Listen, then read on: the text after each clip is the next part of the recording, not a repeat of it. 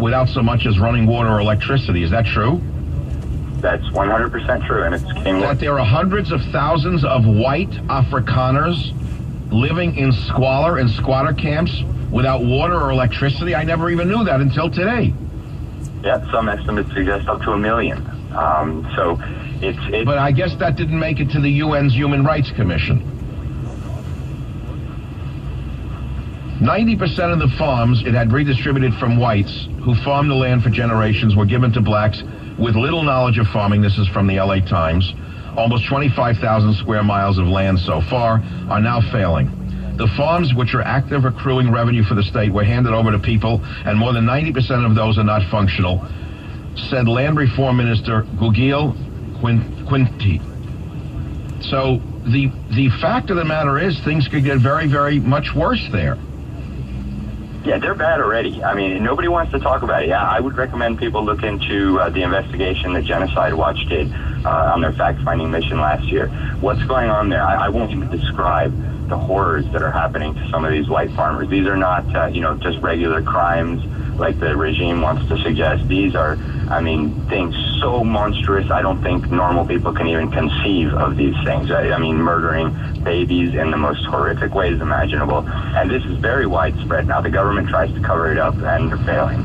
But I think... But you would think with the whole world in South Africa, with the whole world eulogizing Nelson Mandela, perhaps even one news outlet would let one story come out about these things that we are talking about tonight?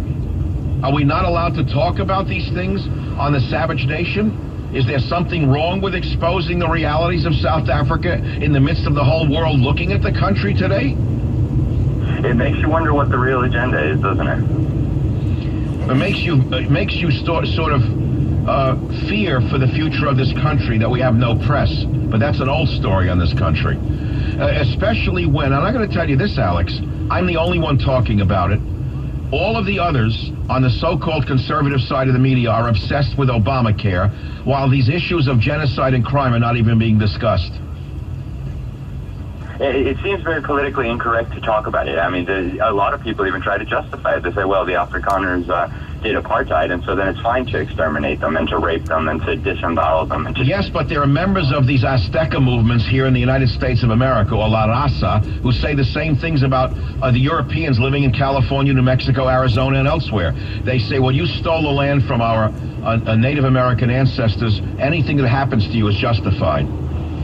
And the same with the new Black Panthers who were in South Africa last year. In the U.S., they talk about exterminating the whites. They talk about exterminating the whites in South Africa. They were there getting some sort of training from Mugabe in Zimbabwe last year. So there's a lot going on here that people need to think about, and the media is not going to tell you about this until they're forced to. So I would recommend that people start doing their own research and start looking at what is happening here. Is there anyone listening to the program this evening, and we're going to finish this up at the bottom of the hour and move on to another topic, which is the danger of the mandatory flu vaccine that the mayor, the Napoleonic mayor of New York, Mr. Bloomberg, has taken upon himself to impose upon the people, despite all of the evidence to the contrary. We'll move on to that at the bottom of the hour. If there are any callers who lived in South Africa or have something to say, whether it's pro or con Mandela, the phone number is 855-400-7282 on the program. Let's take one quick caller. Joe on line 4. Neil, put that up for me, because if I hit it, I'm liable to lose my guest. Line 4. Joe, what's on your mind from the internet? Michael, let me just say this as a veteran. I'm a retired Army officer, formerly with the Joint Chiefs. Number 2, the only time the United States has lowered their flag to have staff was for Winston Churchill when LBJ ordered it in 1964. But Churchill was an honorary U.S. citizen by an act of Congress. His mother was a U.S. citizen. This man in the White House now ordered 5 days of flags that have staff. I resent this. My fellow veterans resent this. I have a question for you. Why hasn't anybody in the House of Representatives introduced articles of impeachment? That's my question. Well, that's a question for another evening. There are 2 reasons. One, it would never happen. We have a spineless opposition party, and we have a zero tolerance for the truth from the so-called media. That answers part two of the question. I personally think that impeachment hearings would be very productive because it would stop this man's Marxist agenda, number one, and it would stop it in its tracks. And number two, the American people would be shocked to learn what might come out at the impeachment hearings. Actual impeachment would not occur, but the truth and reconciliation that would occur during such impeachment hearings would be a tonic for the American people. I'll be right back. It's the Savage Nation.